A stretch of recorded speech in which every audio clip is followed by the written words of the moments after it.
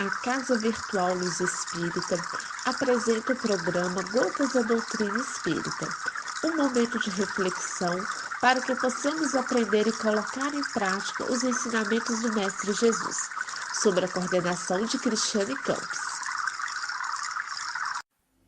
Um momento, irmãos e irmãs de caminhada. Professor Joel nos traz hoje o texto de Mateus, capítulo 5, versículos 17 a 18, que fala: não vim destruir a lei.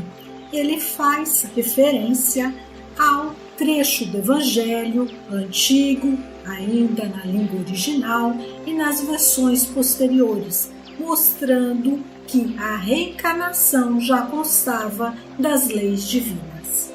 Vamos ouvir o professor Joel. Cristo, na sua trajetória terrena, assim se expressou quando chegou à Terra: não penseis que eu tenha vindo destruir a lei, ou os profetas. Não os vim destruir, mas cumpri-los. Porquanto, em verdade vos digo, que o céu e a terra não passarão, sem que tudo o que se acha na lei esteja perfeitamente cumprido, enquanto reste um único iota e um único ponto. Isto está escrito no livro de São Mateus, no capítulo 5, versículos 17 a 18. A gente sabe, portanto, com base neste texto que acabamos de ler, bíblico, que Cristo não veio destruir as leis divinas, absolutamente. Veio dar a sua contribuição importantíssima para que estas mesmas leis e os ensinamentos dos profetas pudessem ter seu cumprimento. Elas foram as leis promulgadas no Monte Sinai. Inclusive, a gente é sabedor que quando este fenômeno de manifestação física pelo qual aconteceu o aparecimento das tábuas da lei, quando Moisés estava no Monte Sinai, já existiam as leis divinas que perduram, que permanecem até os dias atuais. Porém, Moisés, que vivia e dirigia um povo imperfeito, teve necessidade de, inclusive, fazer o acréscimo de outras leis, que relacionava-se com leis civis necessárias para o povo daquela época. Então, a lei de Deus, como nós somos sabedores, está toda ela redigida e descrita nos 10 mandamentos. Propositadamente, eu vou ler o primeiro mandamento para que vocês, amigos ouvintes deste programa, possam perceber que já naquele tempo estava implícita a sugestão, por meio da análise do raciocínio, da doutrina reencarnacionista, que é o destino verdadeiro da humanidade toda. E assim eu digo: eu sou o Senhor vosso Deus, que vos tirei do Egito, da casa da servidão. Não tereis diante de mim outros deuses estrangeiros. Não fareis imagem esculpida, nem figura alguma do que está em cima no céu, nem embaixo na terra, nem do que quer que esteja nas águas sob a terra. Não os adorareis, e não lhes prestareis culto soberano. Inclusive nos textos antigos bíblicos, que foi suprimido pela Igreja, a partir da institucionalização do cristianismo na terra pelos católicos apostólicos romanos.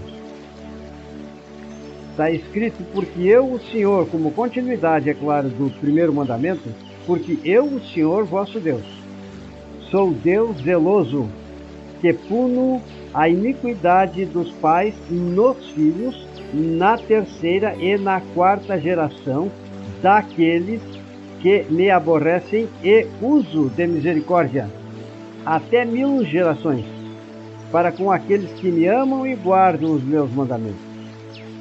Percebam bem, este é o que estava no texto original e felizmente pode-se dizer que atualmente já fizeram as devidas correções e o texto bíblico já está de acordo com os documentos antigos constantes nas Bíblias antigas.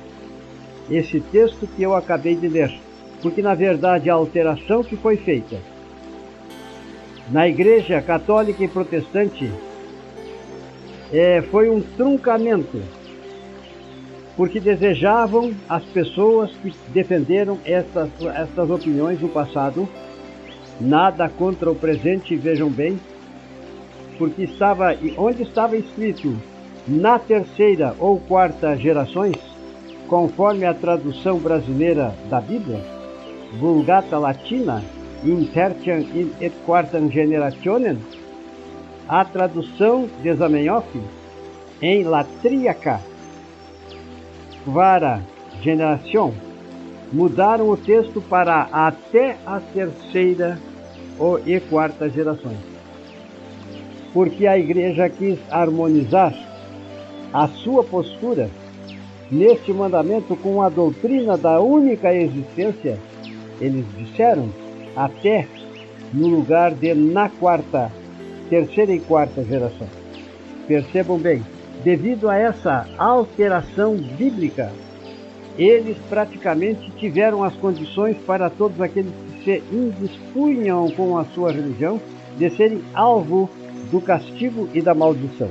Mas não somente os pais que erraram, mas também os filhos, até a terceira e quarta geração, que eram alvos de maldição da igreja, eles deveriam ser castigados ou eram ignorados. Imaginem só. Então houve esse pecado. Pecado que eu digo é uma transgressão contra a lei divina, porque na verdade nós sabemos que os filhos que nascem na terceira e quarta geração são muitas vezes os nossos avós ou antecedentes que nasceram de novo na nossa família. E estes são os mesmos que cometeram os erros e as transgressões do passado, na primeira e na segunda geração. Percebam bem, então já está aí implícito para aqueles que querem ter a capacidade de analisar esta informação, ou seja, nos tempos bíblicos, quando ainda estavam os judeus, logo após a sua libertação do jugo egípcio, eles estavam já recebendo a doutrina da reencarnação, embora não estivesse escrito ao pé da letra tudo que eu estou afirmando. Mas a única forma dos pais responderem pelos filhos na terceira e na quarta geração é pelo processo reencarnatório, quando já houvessem voltado. E nesta volta, então sim, eles iriam sofrer as consequências dos atos que haviam praticados em vidas pretéritas. Ao passo que até a terceira e quarta geração, aqueles que eram netos, filhos e netos da pessoa que havia sido amaldiçoada, castigada pela igreja, iriam sofrer o castigo também. Ou seja, a doutrina da unicidade da existência é um problema muito sério. Todavia, já existe o bom senso nas Bíblias lançadas na atualidade de serem fiéis à forma como estava escrita originalmente. É claro que aquele que vai receber as consequências das suas atitudes tem que ser ele mesmo. E essas consequências a gente sabe que verificam-se na pluralidade das existências.